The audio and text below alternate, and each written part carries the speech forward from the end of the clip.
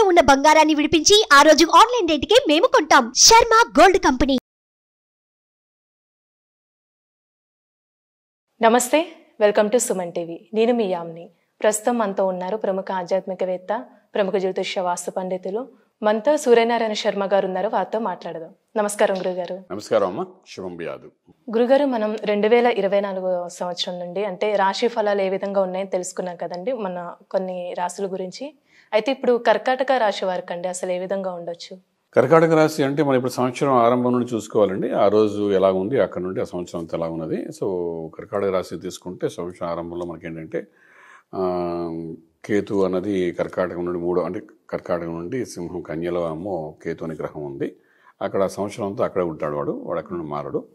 అలాగే అక్కడ నుండి తీసుకుంటే చతుర్థంలో మనకి గ్రహాలు కనపడిపోయినాయి. వృశ్చికంలో మాత్రం మనకు స్టార్టింగ్లోని మనకు శుక్రుడు ప్లస్ బుధుడు యొక్క ప్రభావం చూపిస్తోంది. అలాగే ధనుస్సులో మనం చూసేసరికి రవి కుజుడు ఇద్దరు కనబడుతున్నారు.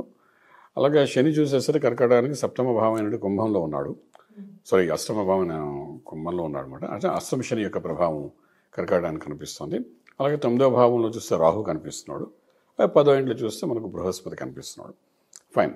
ఇలా ఉంటుంటే మనకి ఏంటంటే ఈ కర్కాటక రాశిలోని ఒక 10వ ఇంట్లో రాజ్యంలో గురుడిని ప్రభావం ఉన్నప్పటికీ కూడా, అంటే రాజ్యంలో గురుడు ఉండడం, ఈ లగ్నానికి యోగించేవాడు ఎక్కడున్నాడని ఫస్ట్ మనం చూసుకోవాల్సి వస్తుందన్నమాట.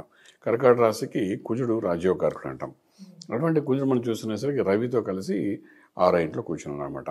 సో ఇక్కడ మనకి ఏంటంటే ఇది ఎంతవరకు మనకు వర్కౌట్ అవుతుంది అంటే ఆరోగ్య స్థానంలో ఉంటున్నారు అనమాట. కుజుడు ప్లస్ రవి ఇద్దరు కలిసి ఉన్నారు.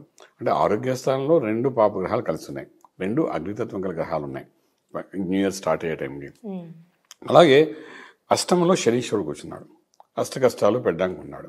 సో 8వ ఇంట్లో శనీశ్వరుడు ఆరోగ్యం ఆయుష్ సంబంధించిన వాడు అనమాట. ఆయుష్ సంబంధించిన వాడు 8వ హౌస్లో ఉన్నాడు. ఆరోగ్యం సంబంధించిన ప్లేస్లో రవి కుజుడు అనే 2 పాపగ్రహాలు కూర్చుని ఉన్నాయి. అంటే ఆరోగ్యం ముందు బేసిక్ థింగ్, కాదా ఆయుష్ సెకండ్ థింగ్. అంటే ఆరోగ్యం బాగుంటే ఆయుష్ బాగుంటుంది, ఆరోగ్యం బాగాలేకపోతే ఆయుష్ కూడా క్షీణిస్తుంది. ఇది దేవుడు లక్ ఏమైనా ఫేవర్ అవుతుందా ఆయనకి అనేసరికి 9వ ఇంట్లో భాగ్యస్థానం ఉంటుంది. అక్కడ ఒక రాహుని గ్రహం కూర్చున్నాడు. సో వాడు మళ్ళీ పాపగ్రహమే. సో ఇక్కడ ఏంటంటే ఆరోగ్యం కనిపించట్లేదు, ఆయుష్ ప్రాపర్గా కనిపించట్లేదు. అంటే కొంచెం క్రిటికల్ యాక్టివిటీస్ జరగడము, ఆపరేషన్స్ జరగడానికి అవకాశం ఉంది చెప్తున్నది. దానికి అయినా అదృష్టం కలిసి వస్తుందా అంటే అదృష్టం కూడా వాళ్ళకి రాహు 9వ ఇంట్లో ఉండడం వల్ల వాడు సహకరించడు, ఎందుకంటే నెగిటివ్ ప్లానెట్ కాబట్టి. ఇవన్నీ దాటుకుని వెళ్తే 10వ ఇంట్లో రాజ్యం బాగుంది అంటున్నాడు. అంటే ఇవన్నీ అంటే ఆరోగ్యం ఇవన్నీ ఎలాగున్నా రాజ్యాన్ని నిలబెట్టుకోవడం చేసే ప్రయత్నాల్లో సక్సెస్ అయ్యడానికి అవకాశం ఉంటుందంట. సో ఇలా ఉంటుండగానే మనకేంటి ఇదంతా మనకు సుమారుగా మే 1 వచ్చేసరికి ఏంటంటే రాజ్యంలో ఉన్న బృహస్పతి మన వృషభ రాశిలోకి వస్తాడట. మేషంలో వృషభంలోకి వస్తాడు. అంటే అక్కడికి ఏమైపోయింది, మళ్ళీ లాభస్థానంలోకి వస్తున్నాడు. అలాగే మనకు కుజుడు అనేవాడు ఏంటంటే మార్చి 15 నుండి మే 1 వరకును సింహం, అంటే మనకున్న కుజుడు ఎవరైతే ఉన్నాడో ఇప్పుడు వాడేమో కుంభంలోకి ప్రవేశిస్తాడనమాట. అక్కడ శనితో కలిసి ఉంటాడు. అంటే అష్టంలో ఏమైపోయింది, శని కుజుల కాంబినేషన్ కూడా మార్చి 15 నుండి ఈ మే 1 తారీఖు వరకు ఉంటాం. అంటే ఆయుష్ స్థానంలో ఈ 2 కలిసి యుద్ధాలు చేస్తాయి. యుద్ధం చేయడం అంటే వాళ్ళిద్దరికి పడదు, శని కుజులు పడదు. సో ఇప్పుడు ఆ కర్కాటక రాశి వారికి మార్చి 15 నుండి మే 1 తారీఖు మధ్యలో హెల్త్ ఇష్యూస్తో చాలా విపరీతంగా ఉంటాయి. సో దాని నుండి వాళ్ళు బయటపడడం చాలా అవసరం. ఇప్పుడు చిన్నపిల్లలు అనుకోండి, బాలారిష్టాలు అంటాం. అదే కర్కాటక రాశి ఆశ్లేష నక్షత్రము, అలాగే పునర్వసు 4వ పాదము, మళ్ళీ పుష్యమి నక్షత్రం వాళ్ళు ఉన్నారనుకోండి, వాళ్ళు ముగ్గురే ఉంటాయి అక్కడ. వాళ్ళలో చిన్నపిల్లలు 8 ఇయర్స్ లోపల అంటే బాలారిష్టాలు ఉంటాయి. బాలారిష్టాలు అంటే చిన్నపిల్లల చుండి పడిపోవడము, దెబ్బలు తగలడము, మోషన్స్ ఇలాంటివి జరగడము, డిహైడ్రేషన్ వల్ల హాస్పిటల్ జాయిన్ అవ్వడం, ఇలాంటివన్నీ ఈ సంవత్సరం స్టార్టింగ్లో వాళ్ళు కనబడతాయి. అదే యుక్త వయసులో ఉన్నారు, హెల్త్ ఇష్యూస్ ఎలా ఉంటాయంటే యుక్త వయసులోని వాడికి గ్యాస్ట్రిక్ ఇష్యూ రావడం, ఇండైజెషన్ ప్రాబ్లం రావడము, తర్వాత థ్రోట్ ఇన్ఫెక్షన్స్ రావడం, ఈ శని కుజులు కలిసారు కాబట్టి మంట, ఆ మంట నుండి బయటపడడంలా తెలియకపోవడం, ఇట్లా కొంచెం డిఫరెంట్గా కనిపించే అవకాశం. అదే ఇంకొంచెం వయసు మళ్ళిన వాడు 60 ఏళ్ళు దాటేసిన వాడుకుంటే ఇంకా ఏదైనా క్రానిక్ ఇష్యూస్ కనెక్ట్ అవ్వడం, లేదా చిన్న ఆపరేషన్ అవ్వడం, దానికి మల్టిపుల్గా క్లినికల్లీ బాడీలో ఏవో పాటలో పనిచేయకపోవడం, దానివల్ల ఎంత మందు వేసినా ఏ మందు వేసినా కూడా అది పనిచేయక మెడికల్గా చాలా ఇబ్బంది పడ్డాం, ఇలాంటివి కొన్ని కనబడడానికి అవకాశం ఉంటుందన్నమాట. సో ఇది టోటల్లీ కర్కాటక రాశి వారికి ఎలా చూసినా సరే ఫస్ట్ హాఫ్లో మాత్రం హెల్త్ మీద అటాక్ చేయడానికి అవకాశం ఉందన్నమాట. సో హెల్త్ మీద అటాక్ చేస్తున్నాడంటే మామూలు విషయం కాదు. అది ఏ వయసులో వాళ్ళకైనా చూపిస్తారు. ఇప్పుడు కర్కాటక రాశిలో ఉన్నవాళ్ళు ఫర్ ఎగ్జాంపుల్ తీసుకుంటే మనకు తెలంగాణ ముఖ్యమంత్రి గారిని మనం చూసాం కూడా, అష్టమ శని ప్రభావం వలన హాస్పిటల్లో ఉండడము, దెబ్బలు తగ్గడం అని చూసాం కదా. అది బాత్రూంలో జారారో కాలు మొదలు పడ్డారో మనకు సంబంధం లేదు అనుకోండి, ఇప్పుడు హాస్పిటల్కి వెళ్ళారు, ఆపరేషన్ చేసుకుంటున్నారు దిగువ భాగానికి. సో ఇవన్నీ ఎలా కనబడుతుందంటే కర్కాటక రాశిలో ఉన్న వాళ్ళకి ఏదో సమయంలోని, అంటే ఆయనకి అయింది కదా మన సంఖ్యలో గుద్దుగోకలే, మార్చి 15 నుండి మే 1 లోపల ఆల్మోస్ట్ 90% కర్కాటక రాశి వాళ్ళకి ఏదో దెబ్బలు తగులుతాయి, కన్ఫామ్గా తగులుతాయి. అది చిన్న పెద్ద డిపెండ్స్ అపాన్ ది మిగిలిన దశలు అంతర్దశల ప్రకారము. దశలు అనుకూలిస్తే చిన్న దెబ్బలు తగులుతాయి, అనుకూలించకపోతే పెద్ద అవుతాయి. సో అది ఏదైనా జరిగితే అది క్రానిక్ ఇష్యూ కింద అవ్వడానికి అవకాశం ఉంటుంది. అది లైఫ్ లాంగ్ అది మచ్చలా ఉండిపోతుంది. ఇటువంటివి జరగడానికి అవకాశం అనమాట కర్కాటక. సో హెల్త్ మీద దృష్టి పెట్టాలి వాడు. ఫస్ట్ ఆఫ్ హెల్త్ మీద దృష్టి పెడితే ఇప్పుడు మనకు మే 1 నుండి ఏంటవుతుందంటే ఈ కుజుడు అన్నవాడు కుంభం నుండి మీనంలోకి వెళ్ళిపోతాడు. ఒకసారి మీనంలోకి వెళ్ళిపోయాడంటే ఈ డిస్టర్బెన్స్ అనేది తగ్గిపోతుంది అనమాట. అలాగే మనకు గురువు అనే గ్రహం కూడా మనకి ఏంటంటే మే తర్వాత వృషభంలోకి వస్తాడు, లాభంలోకి వస్తాడు. రావడం అది కూడా ఒక అంతరం మంచిది. భాగ్యంలో కుజుడు ఉండడం మంచిదే, అలాగే లాభంలో గురుడు ఉండడం కూడా మంచిదే. సో వీళ్ళకి ఏమైనా జరగాలి, మంచి జరగాలంటే ఆర్థికంగా తీసుకోండి, వ్యాపార రీత్యా చూసుకోండి, రాజకీయంగా తీసుకోండి, లేకపోతే ఫిల్మ్ ఇండస్ట్రీ రకంగా చేసుకోండి. ఏదైనా మే 1 తర్వాత ఒక మంచి పట్టు రావడానికి అవకాశం. అంటే మే అంటే ఆల్మోస్ట్ 5 నెలలు. ఫస్ట్ 5 months తోడ కన్ఫ్యూజన్లోనే వెళ్ళడానికి అవకాశం ఉంది. మనం చెప్పగలుగుతాం అంతవరకు. అంటే ఈ రాశి వారికి ఏదైనా పరిహారం అలాంటివి ఏమి ఉన్నాయండి? పరిహారాలంటే ఇప్పుడు మనకు ఇది అష్టమ శని అంటే శని చేయవలసిన పని చేస్తాడు, చేసిన తర్వాత మనం ముందు వేసుకోవడమే. అంటే ఏంటంటే ఇప్పుడు వాడిని యుద్ధం చేయలేం. శని కుజులు కలిసినప్పుడు వాళ్ళదే ఒక పెద్ద యుద్ధం. ఆ సంధి కలిసి ఉండడం ఒక మహాయుద్ధం. ఆ యుద్ధం అలా ఉండడం వల్లనే మనకు ప్రపంచంలో ప్రకృతి వైపరీత్యాలు జరుగుతున్నాయి. శని కుజులు అంటే ఈ జాతకాలు అనేవంటి ఏంటంటే జ్యోతిషాస్త్రం అనేది ఏంటంటే ప్రకృతిలో జరుగుతున్న వైపరీత్యాలు కానీ ప్రకృతిలో జరుగుతున్న మంచి చెడు గురించి తెలుసుకోవడం కోసం ఈ జ్యోతిషాస్త్రం. ఇప్పుడు మనుషుల కోసం కూడా తెలుసుకుంటున్నాం, కానీ basically it is done for nature అనమాట. నేచర్లో ఎప్పుడు ఎలా ఉంటుంది, పాడి పంట ఎలా పండుతుంది, ప్రకృతిలో ఎటువంటి మార్పులు జరుగుతాయి, ఎండాకాలం ఎంతకాలం ఉంటుంది, వర్షాలు ఎలా పడతాయి, ఇవన్నీ తెలుసుకోవడానికి జ్యోతిషాస్త్రం ఫ్రమ్ ది బిగినింగ్. కొన్ని వేల సంవత్సరాల నుండి ఈ శాస్త్రాన్ని దానికోసం వాడుకునేవారు.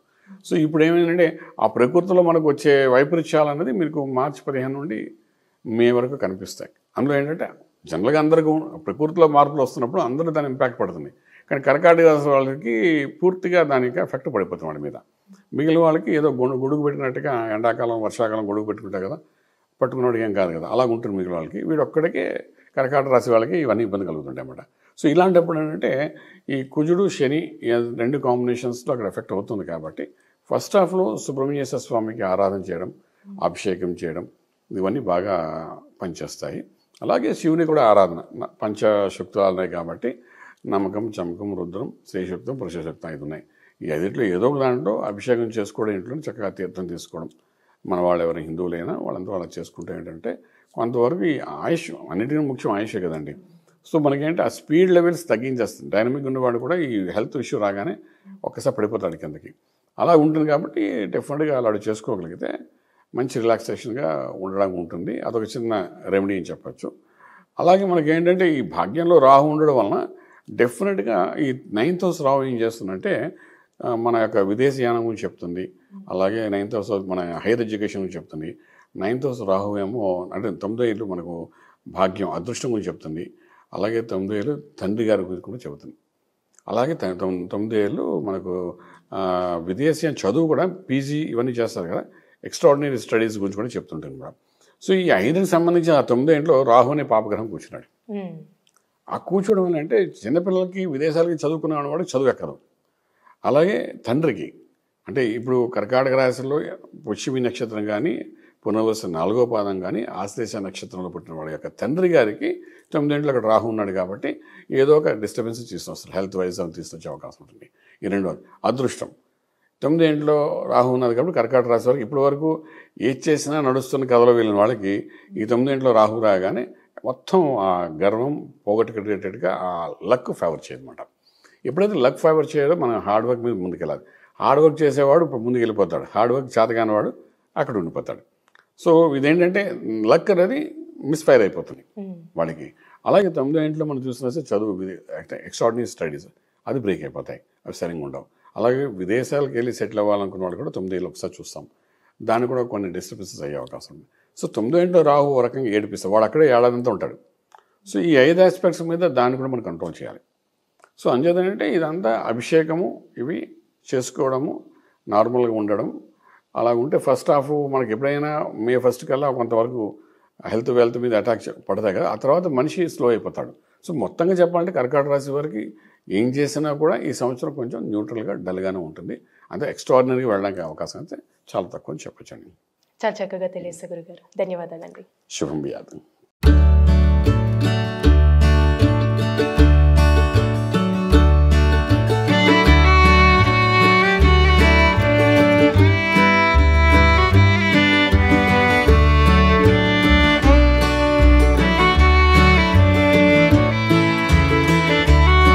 సుమన్ టీవీలో మీ పర్సనల్ అండ్ బిజినెస్ ప్రమోషన్స్ కోసం కింది నెంబర్కి కాంటాక్ట్ చేయండి.